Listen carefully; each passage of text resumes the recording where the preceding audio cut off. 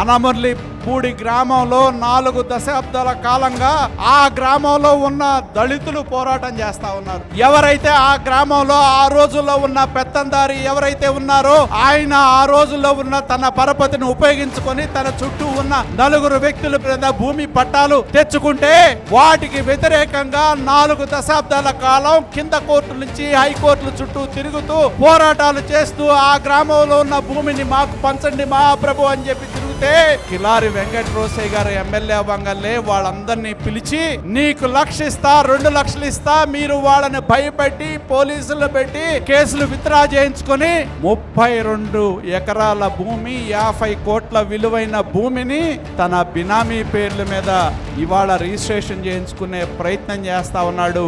Market లో అమ్మకానికి పెట్టాడనేది గుర్తుంచుకోవాలని చెప్పి నేను తెలియజేస్తా ఉన్నా. దయచేసి ఎవరు ఆ భూముల్ని కొని మోసపోవద్దు అని చెప్పి ఈ బహిరంగంగా ఈ వేదిక మీదగా వాళ్ళని హెచ్చరిస్తా ఉన్నా. ఎవరు ఆ భూములు కొన్నా రాబోయే తెలుగుదేశం జనసేన సంకీర్ణ ప్రభుత్వంలో ఆ భూములు ఆ గ్రామంలో ఉన్న దళితులకి ఎంతొస్తే అంత ఈ తెలుగుదేశం పార్టీ జనసేన సంకీర్ణ ప్రభుత్వం పంచుతుంది. తెలుగుదేశం పార్టీ జనసేన ఆధ్వర్యంలో ఆ భూముల్లో దున్నబోతా ఉన్నామని చెప్పి కూడా నేను తెలియజేస్తా ఉన్నా.